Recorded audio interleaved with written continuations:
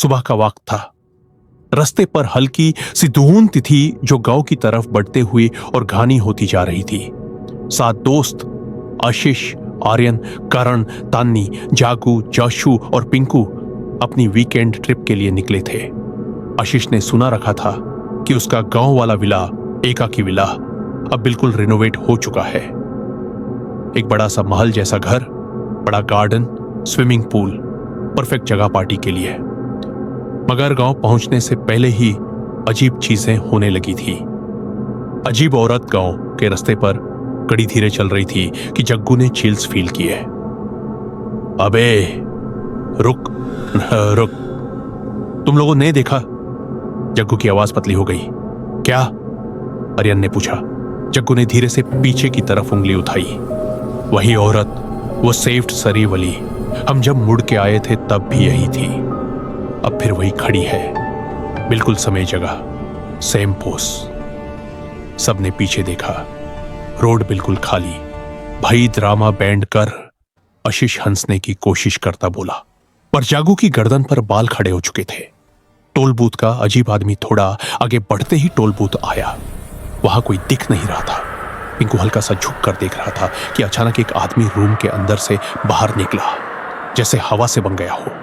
उसने बिना कुछ कहा पिंकू को देखकर हाथ हिलाया और टोल की पतली सी रोड अपने आप ऊपर उठ गई। पिंकू ने हवा से हंसी हंसी, भाई ये रिमोट से उठाया होगा।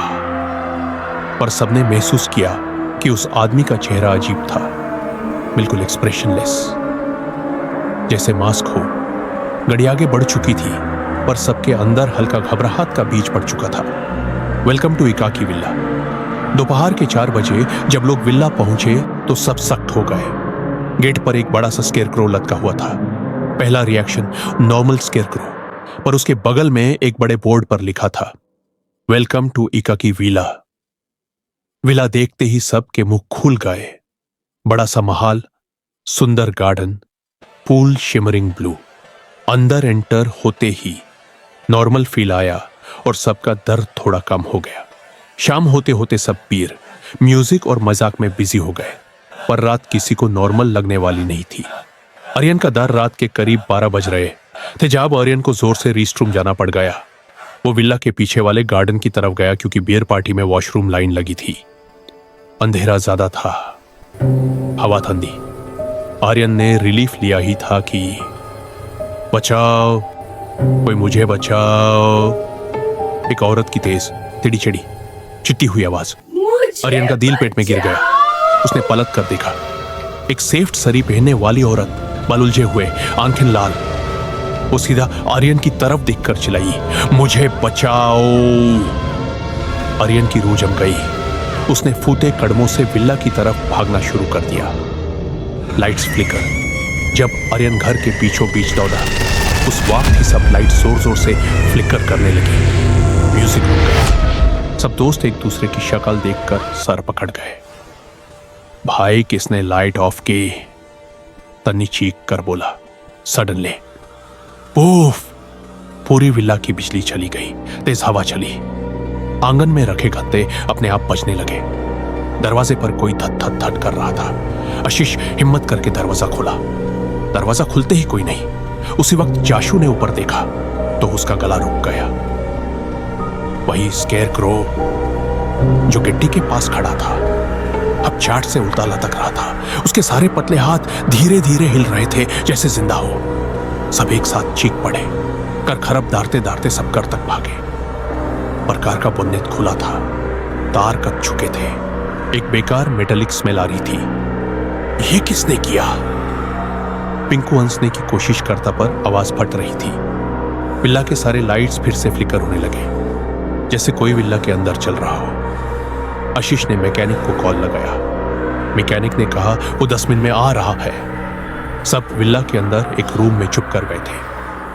मैकेनिक का चिल्लाना कुछ देर बाद बाहर से बचाओ भैया की चीख आई। सातों का दिल कांप गया। सब टॉर्च लेके बाहर दौड़े। मैकेनिक बीच लॉन में खड़ा था। उसकी बॉडी हिचकोले खा रही थी, जैसे कोई ऊपर खींच रहा हो। भैया, आसमान में खतरा है। उसकी आवाज टूट रही थी और अगले ही पल मैकेनिक हवा में उठा लिया गया। 3, 4, 10 फीट। फिर वो अंधेरे आसमान में चढ़ा गया और गया। सातों ने ऊपर देखा। आसमान में घनेरे बादल थे, पर उनमें से रोशनी झंकने लगी। बादल धीरे धीरे गोल शेप में फटने लगे और उसके पीछे एक बड़ा सा डार्क मेटालिक यूएफओ सामने आने लगा। धीरे धीरे, बिल्कुल साइलेंट।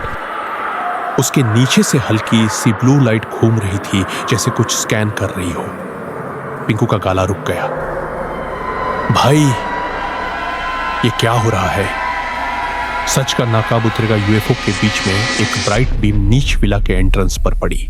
बीम के अंदर खड़ा था वही टोल बूथ का आदमी, पर इस बार उसका चेहरा मास्क नहीं, बिल्कुल बिना नक्श का तारल सा ग्रे फेस।